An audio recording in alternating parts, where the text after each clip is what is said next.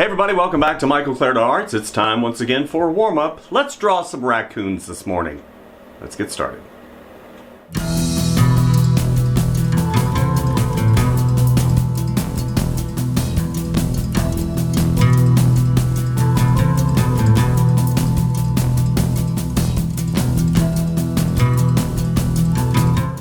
Another morning of drawing warm-up.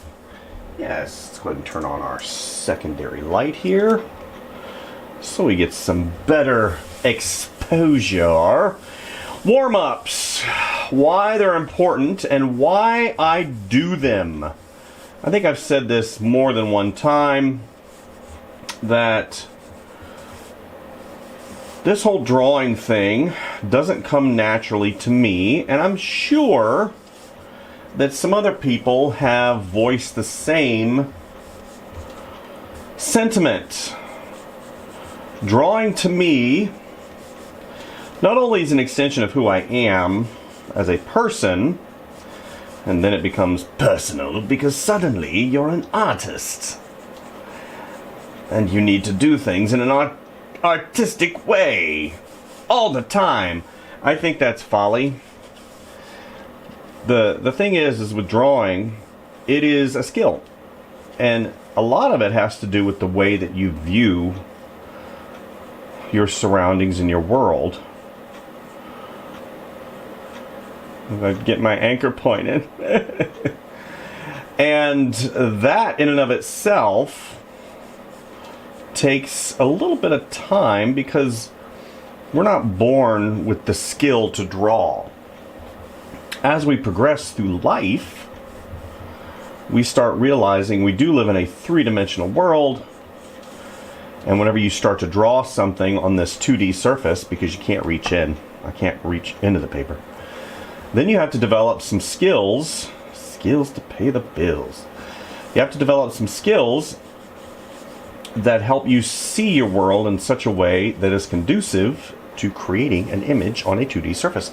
That means I rely upon some kind of artistic tools. I love tools. I am a mechanic by heart. I like fixing things. I'm a fixer. I don't like going out and replacing and buying. I like fixing and improving. And that's what I'm constantly doing in my artistic career, is trying to improve. And I encourage you to do the same. And that's what this daily drawing thing is. It is a way for me to develop the way I see. And since everybody sees different and art is so subjective, reaffirming and confirming and investing in those foundational items as it pertains to art and creation and drawing is something I encourage you to do. It just takes time. That's something that a lot of us, especially in today's day and age, aren't willing to invest, and I think that's something you need to change. Have a paradigm shift, per se. That means to kind of change your foundational thought about drawing. You can do it. I know you can. I am confident in your ability as a human to adapt. We as human beings, really, that is our superpower. We adapt. We adapt to our environment. We adapt to circumstance. We adapt to unpleasantness, per se. And we can overcome. And I think that that is something that we as people, I don't say we've lost it. We just kind of have forgotten what it is, because we have allowed other things to kind of intrude. I was talking to a buddy of mine the other day, and we were talking about hobbies. Hobbies. Something that was really big back in the day when I grew up. There was even a place called Hobby Town. Hobby Town. Think about that. An entire town dedicated to a hobby. I'm being a little tongue-in-cheek because, of course, they should have called it Model Airplane Town or something like that. Because me and my buddy, we built models. We built model airplanes and tanks and cars and did dioramas and spent time on stuff and developing some of those skills of sight and how they apply to creating stuff with these. I remember when the iPhone came out, and I thought it was amazing. And lo and behold, years later, it is a device used for many things, and a lot of things unintended, such as control and media disbursement and information. And that's all good. I think some of that is good. But you always have to question. This is where I kind of come in. I always question where stuff is coming from and what is the purpose of said media flash. I've gotten to the point now where I don't believe anything I read anywhere, except maybe in an older book, and even that is kind of questionable because, again, those things are created by people and people have agendas, and it's hard for me not to investigate because I have an investigative nature. But definitely reaffirming those things in art is part of a hobby mentality. Hobby, kind of what you develop on the side. Now, I do have a job, and I work at it from Monday through Friday. This thing you see here happens before my job. I get up extra early for you guys. Aw, you're welcome. Because I know some people enjoy these drawings. Drawing. Now, are they getting thousands and thousands and thousands of views? No, I've been doing this whole animal thing now for 3 weeks. And average video views is about 50. You're like, that's sad. That's sad. You're spending 2 hours of your time to get 50 views? Yes, because I understand the bigger picture. If I can help 30 people, 50 people, inspire, and I'm getting comments. 50 views and I'm getting comments. That's pretty awesome. Will the algorithm eventually pick me up? I really don't know because it is an algorithm. What YouTube likes is consistency. And for the longest time, I was doing about a video a month. And I was whatever, video a month, who cares? And then I'm like, you know what? I'm going to try something. And that's exactly what this whole experiment has been. To see what happens when I post 5 days a week. And see if the algorithm picks you up. We'll see. At the very least, I'm getting to draw with you guys and having some fun in the morning because it is a warm-up. I draw anyway in the morning. Why not go ahead and video it and give you guys a little bit of something. Hopefully you're enjoying the process. I hope. So, of course, we go back to what I've talked about many, many times, and that is the kind of the building process and the building block that I use whenever I draw something. Since I don't have a super powerful brain, I would consider myself average. I have an enormous work ethic that pushes me and helps me get things done, but in terms of intelligence, I would say average. Some would say something different. Shame on you. But my strength lies in the inspirational. I inspire. I have the ability to communicate and to speak to someone at a level that inspires them. That's why I believe that my true calling is to teach. And I did teach K through 12, and then I taught in the college level, and it was a wonderful thing. It's amazing whenever you just say a few things and you give an example, how it inspires others to do things that are miraculous. But my true calling, I believe, is in the teaching realm. And I love to teach. There's a segue coming. I can feel it. There's a reason why I brought that up. It's because I'm going to be doing my tutorial series based on the basics. Now, I'm a big believer in basics and foundation on how to draw. Now, there will be others in the series, such as digital drawing, graphic design, 3D sculpting, how to learn Photoshop. Oh, Photoshop. You tempt me so.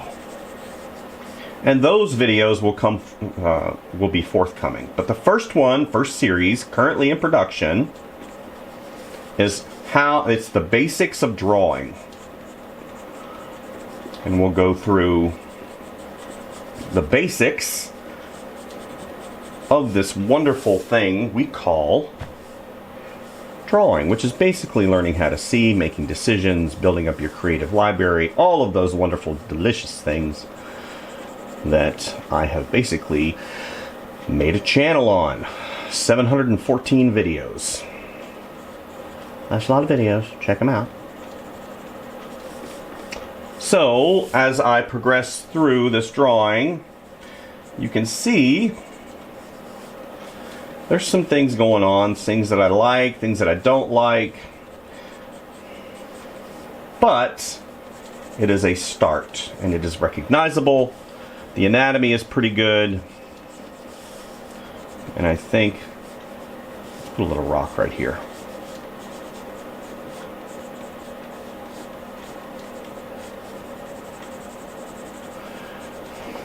As we progress through this morning, we'll talk a little bit about career, we'll talk a little bit about drawing process, we'll talk a little bit about life, and that's kind of where my channel lands. It talks about me as an artist, some of the experiences I've had as an illustrator, being in many art departments, as well as family life, life balance, and that's kind of where my channel kind of lies. It teaches something, and then it inspires, and then it gives you insight into an artist's daily life.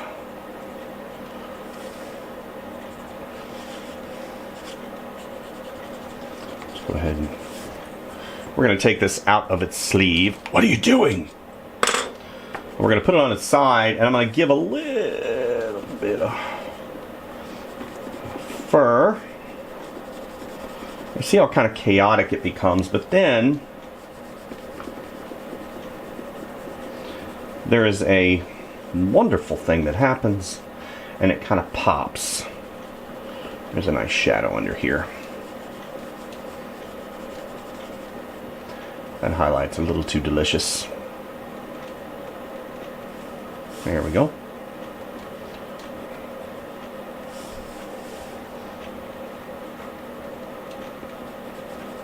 Go ahead and put that in. Put that in. Okay. And this is where we're going to land with this particular sketch reduce. It's important with pencils like this because there is no wood. This is all substrate, meaning you have the pigment suspended in a wax substrate. surrounded by plastic. If I were to push right here, all the pressure would be right here, and it cannot handle it, and it would break. That's why you'll see me go all the way to the front here whenever I'm doing some of my shedding.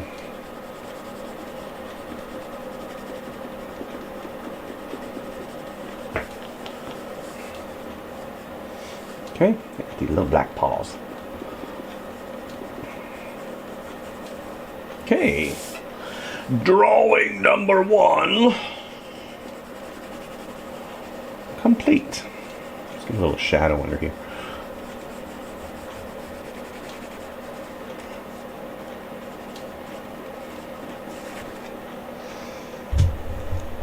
Racoons, also known as trash pandas. I think that's kind of a name.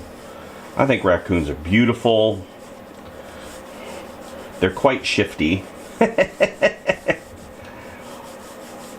And you should never trust them. Ever. People are like, but they're so cute. Don't trust them. They will bite you. And you will not know what's coming. I say that because at one point in time, of course, this is a one-off. This is how we react as humans. I had an experience, a one-off, and it was not a delight. Yeah. I had a raccoon. I was riding my bike. I used to live in Florida. And I was down, I lived in Daytona Beach. That's right, peeps. That used to be the spring break capital of the world. And I was riding my bike down at Ponce Inlet. Because the lighthouse and the jetties and the beach is absolutely a delight. But a lot of people don't know there's a park down there. Yeah, a park. And I wanted to go and enjoy the park festivities. Beautiful place. I love my Florida. That's where I was born. Anyway, I digress. Sorry about that. Getting a little distracted by my drawing that's messed up. And I went down there and I'm resting. And I hear some off in the distance, probably about 25 feet. And I'm up on a walkway, kind of resting with my bicycle. And lo and behold, out of the brush comes a raccoon. But he doesn't look right. Something's going on with him. Something's not. Looks like he's got like a cataract or something. And he's kind of wobbling. And I'm like, hey buddy, what's going on? And by this time, see, I'm up on a walkway. And this creature cannot get to me. But if it wanted to, it could jump up on the walkway. So I'm thinking, okay, what's going on here? And he started kind of wobbling, and then I looked at him, and he was kind of foaming. And immediately my brain's like, oh, rabies. And he was aggressive, and kind of hissing, and he did see me. And he kept trying to get in my direction, but he was kind of hobbling. And I was like, oh my goodness. And then I got on my bike and I hightailed it out of there. But I always remembered what he looked like. And every single time I see a raccoon now, I'm very weary because I don't want rabies. And I'm sure these creatures are cuddly and lovable. They won't take your face off or anything. But yeah, that was kind of a moment in time where I'm like, yikes! Wild Kingdom gone awry. Rabies. Rabies, unfortunately, for those of you who don't know, I believe, I don't know if it's a virus or not. It'll be bacterial. Anyway, is very dangerous, and by the time the symptoms show, typically the host who is hosting said yuckies is already gone. It inhibits you from your cells from, I believe, retaining water, and you die of dehydration. Yeah, not good.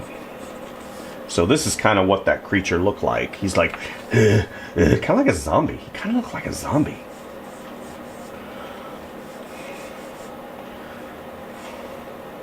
Which, zombie raccoon, that just has movie written all over it. Forget cocaine bear.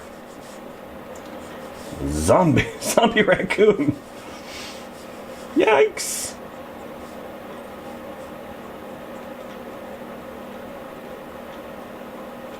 Yeah, he had a white eye. Looked like a cataract, like his eye had been scratched.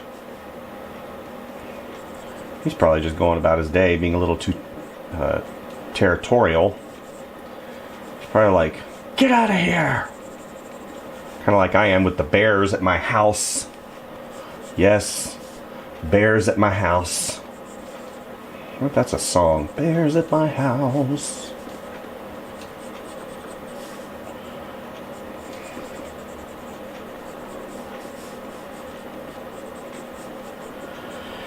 Yeah, I've had a few bears here and there.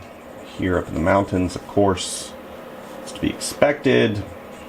What I expect? I moved into their home. That's so funny. People. He has a bear. Most of the time, if you leave the bears alone, they leave you alone. Just don't leave your trash outside. And you'll be fine.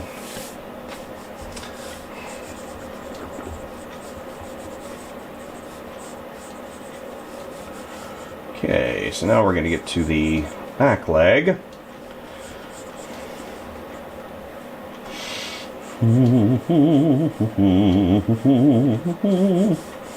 It's important to, there's something called the draw through and understanding anatomy. You want to draw through to locate things and make sure they're okay in terms of anatomical presence and placement.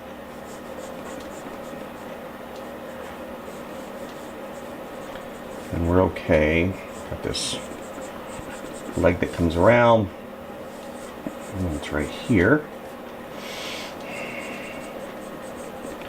Comes around. We got this back, his hair standing up. Don't mess with him. He will cut you with his switchblade. I'm just kidding. They don't carry switchblades. Good grief.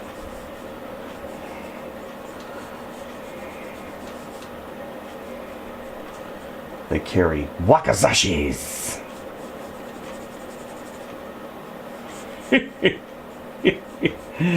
I kid.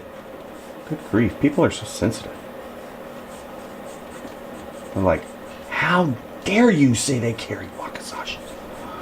That, of course, is the smaller sword of the samurai. Because as we all know, raccoons are actually samurai. Or not. Either one. Either one's fine. Either one. You can believe either one. Okay. What I like, too, about raccoons is the bandit mask and gloves. A buddy of mine had a... so good in marketing. He really came up with a great idea. He had a trash service where he would come to your home or your apartment and pick your garbage up. We have that big time here in the mountains because we don't have trash pickup in all the areas. You have to manage your own garbage, take it to the dump. so on and so forth, etc., etc., etc. And it was in Florida, and he's like, I will take your garbage. And his character was a panda. And he called them Trash Bandits. That was the name of the company. So inventive. And the, of course, logo was a trash panda. I don't know why they call them pandas. Are they related to pandas? I don't know. Just putting some fur elements in now. Gonna put some ground stuff. Still gotta do the tail. Like this.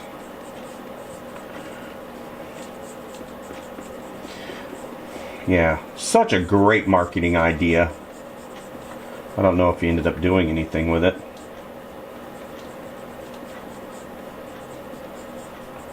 I enjoy doing the logo, and I think I show how I do the logo on this channel. Look it up. It's there. I did it. And I got paid. Yay! Okay, so now we're going to do a little bit of fur. Following that form. A little bit of ground. Let's go ahead and color this in. Color. Shade. Fine. Whatever. You don't have to yell. I can hear you. Or is that my brain? I think my brain. Oops. Tying my pencil down. It's trying to escape. It's like, let's get out of here. The jig is up. He knows. What are you talking about? Anyway. Yes, raccoons. I was kind of on the fence this morning about drawing raccoons. But second I started looking through said reference, I was like, oh no, it's on. Time for a raccoon morning. So much fun. Like I said before, pick an animal. That's right, pick an animal. Pick any animal. Any animal you want. And draw it. Draw it for a month. That's what I used to do. Back in the day. Make that your hobby.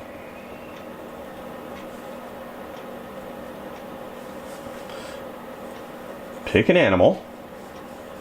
This month is bears. Or do like I do. Pick an animal a day. Draw 3 versions of it. In short order, you'll have a body of work and you will improve. And this whole drawing thing in the morning only takes me about 35 minutes to do. Keeping it loosey-goosey. And you'll improve. Obviously, you'll improve. I mean, in short order, we've really accumulated a nice little body of work. And it's mine. All mine. Mine. Nobody stops me.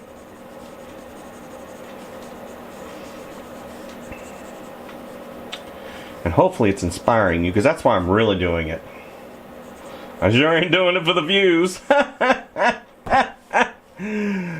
Like I said, if it helps at least a few people here and there, it's completely worth it. Of course, if you like and subscribe and make a comment, that might help too. Papa gotta eat!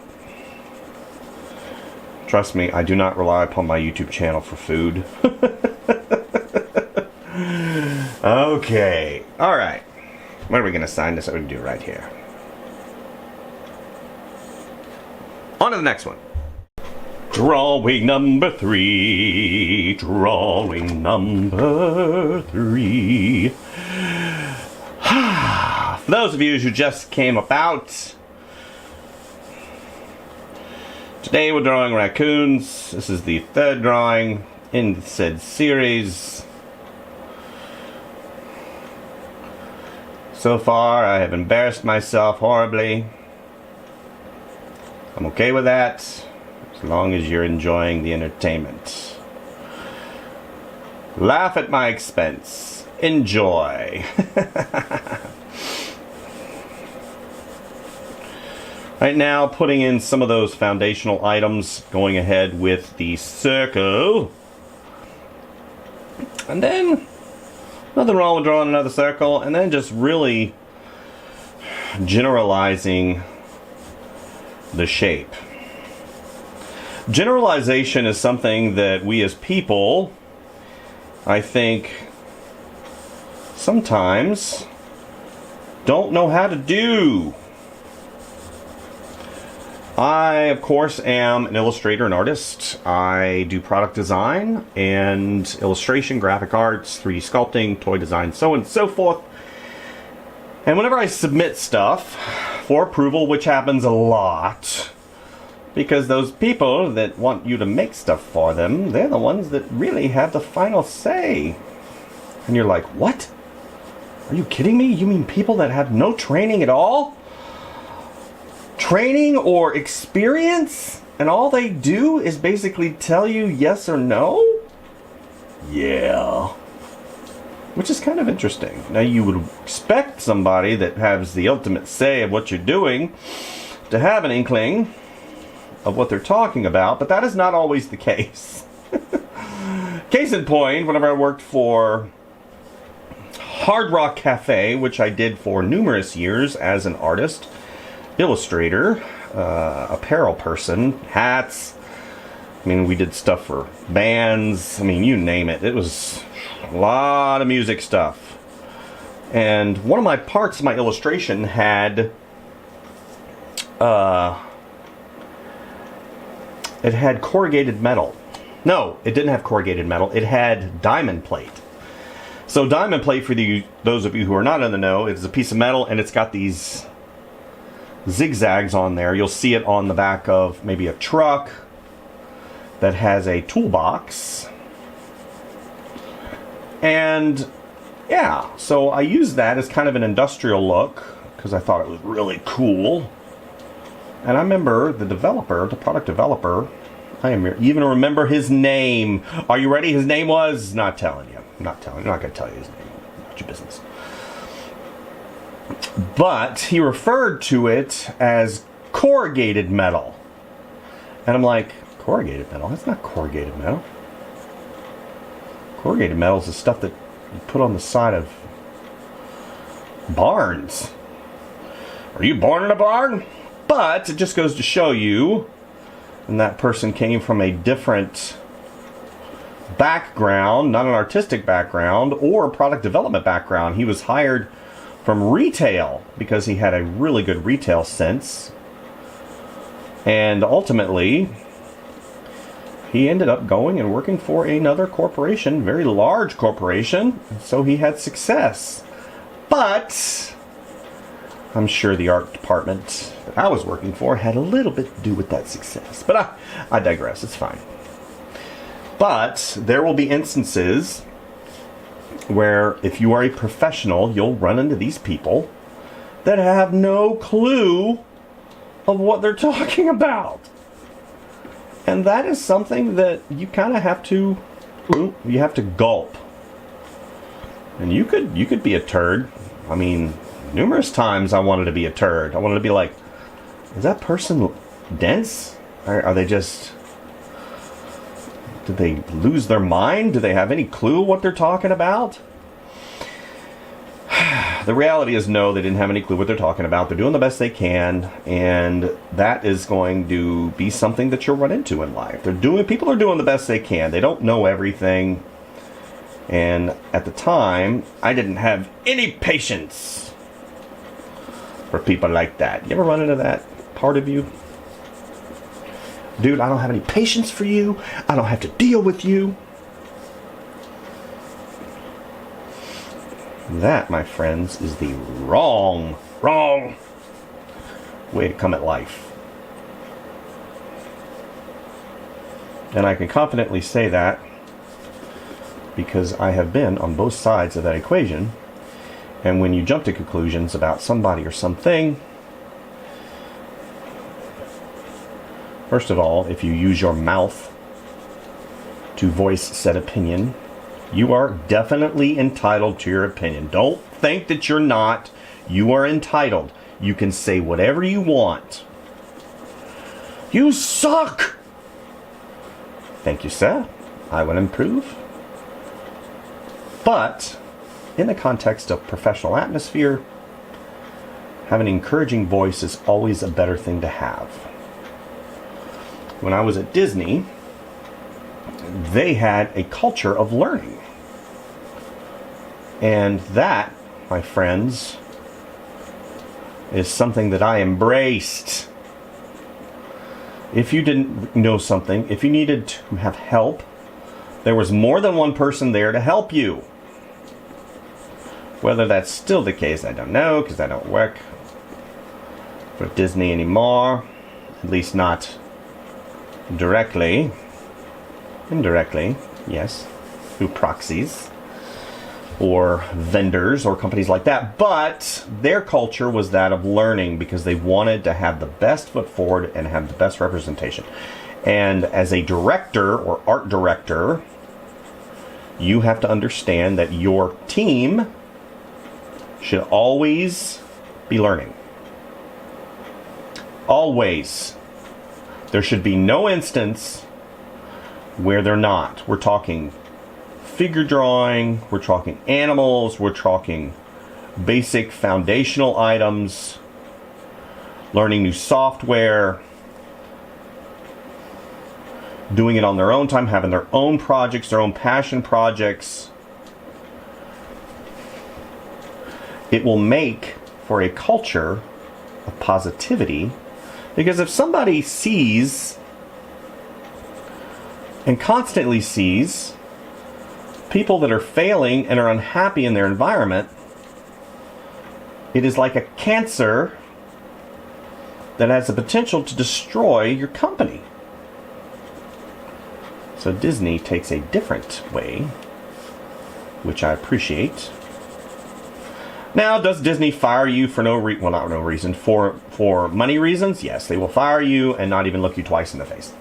However, and I say that because, yeah, it happened to me. And you still have to think, okay, even though it's a great place to work, I'm going to sharpen my pencil because I need some detail. So my apologies for the sound.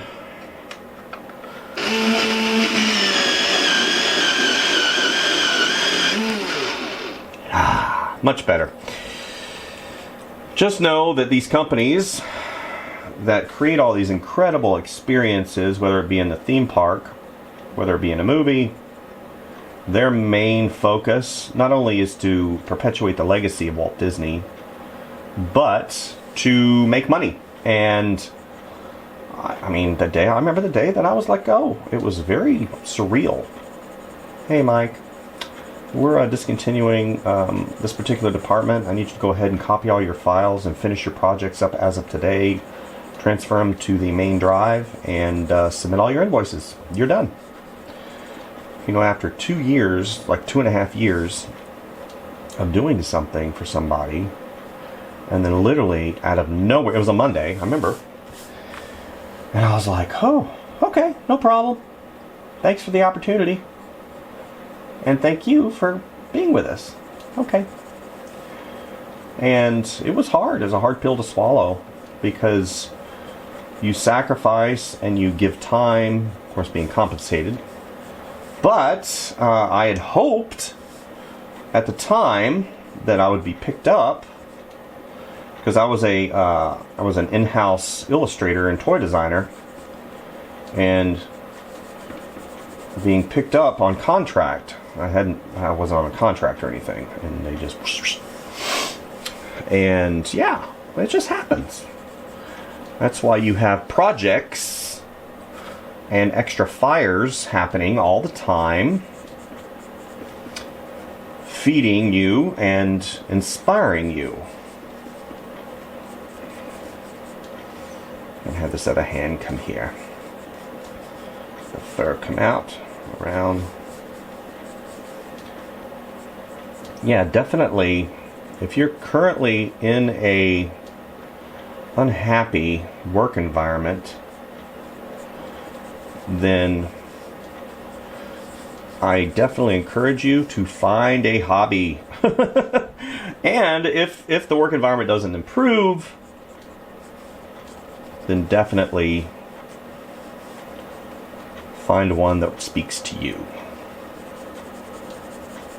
We're going to work like 60 or 70 years. Could you imagine working 60 years and 30 of those or 40 of those were in a place that you just didn't like? Imagine that. What it would do to your health. Oh!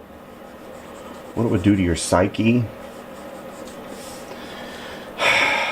Anyway, I digress. So, starting out with a circle, coming into simple shape, and you see these don't look like feet, but they do look like feet. These are kind of like placeholders, and then that's a placeholder. And then we kind of put ground in.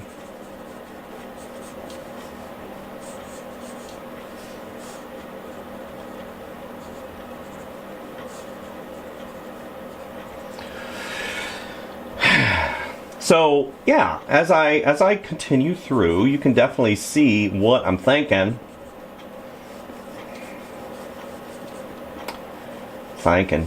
People have such an interesting way of talking up here in the mountains. I've talked about it before.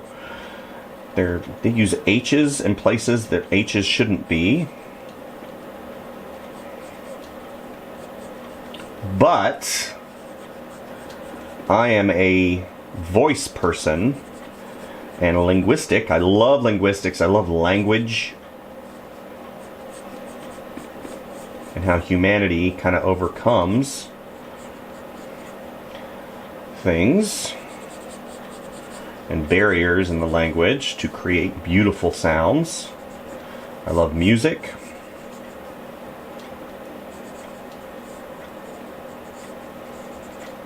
But up here in the mountains, I really had to kind of take a moment because they do have a dialect all their own. And even this is probably modified and a little bit less hard to listen to than it used to be. I'm sure back in the 50s and 40s and 30s, because this is a very rural area and they don't have, at least they didn't. Nowadays they do. Everybody seems to be coming here. And back in the day, it was very secluded and you didn't have a lot of people coming here. And then you had, of course, COVID. And COVID kind of opened the door to that proverbial exodus into the mountains because people were afraid, and this is kind of a refuge. It's different here, for sure. I love it. I love living here. You have that kind of southern hospitality mentality, but really it's not, because these are mountain people and they want to be left alone. But you have that politeness. How you doing today? You doing good? Yes, ma'am. Yes, ma'am, no, ma'am, stuff like that. A lot of people kind of poo-poo that whole culture. It's not what you think it is. It really isn't. Because you think all southern people are one thing, and they're not. And that is, of course, a generalization, which I don't like generalizations. But yeah. Drawing a raccoon. Trash panda. Don't want to mess with these guys. They are vicious. They will bite you. And they will take you downtown, Charlie Brown. Yeah, you definitely don't want to mess with them. Fix the eyeball here. There we go.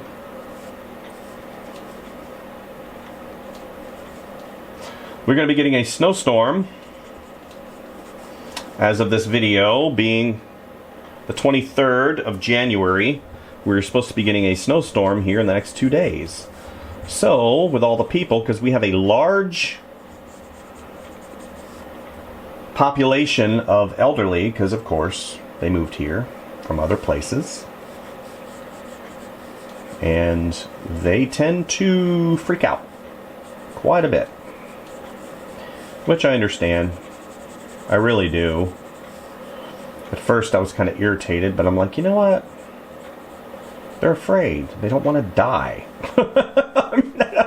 I don't want to die either. But, I mean, they'll go and buy all the toilet paper. All the toilet paper. You going to be really wiping your butt that much over like 4 days? Because, I mean, even if the roads and everything closes down for 4 days, you can still get out if you have a four-wheel drive. Which I do. I own 2. But it's important because we're in the mountains and we don't have a lot of flat areas. So if we're on the hills, everything freezes. You can't go anywhere because you'll slide off the mountain and roll your car, which is not really a desirable outcome. And yeah, the elderly, whew, they will. I'm going to buy all the eggs. All of them. They're mine. What do you need all the eggs for? And then when the weather passes, this is so funny. Actually, it's not. It's a telltale sign of humanity in general. They've got all this food that they think they would need, and they return it. They return it to the grocery store. And I'm like, how can you return food? Unopened, non-perishable items can be returned. I remember working at Publix, and we'd have hurricanes. And people would buy stuff and then, of course, return it. I'm like, or you'd have snowbirds that would come down, snowbirds from the north, because I'm gonna spend my summer in the beach. We're going to the beach. It's gonna be so good. People from up north where it's cold, or you have wherever, and they would go down to Florida and they would buy all this food for the summer, and then of course they would return at the end of summer, and the grocery store would take all the food. I'm like, really? Yep. Anyway, hopefully you guys got something from this video today. A lot of talking today. My apologies. I got a lot to do today, and I need to get all my words out. Because nobody's in my studio. I'm all alone. I'm all alone. This is me today. I've got to sculpt today. 3D sculpting is not drawing, but it's still a lot of fun. I like to 3D sculpt, but not every day. 3D sculpting to me is hard. It's actually harder for me, and it has nothing to do with forms. It has nothing to do with execution of character design. It has nothing to do with any of that. It is the software and the material. Because in 3D sculpting, you're dealing with meshes, and those are hard. Or at least they are for me. I'm trying. Getting better every day. So, thank you guys. Please like and subscribe. Share the video. Let's get these views up to more than 50. I hope. Please.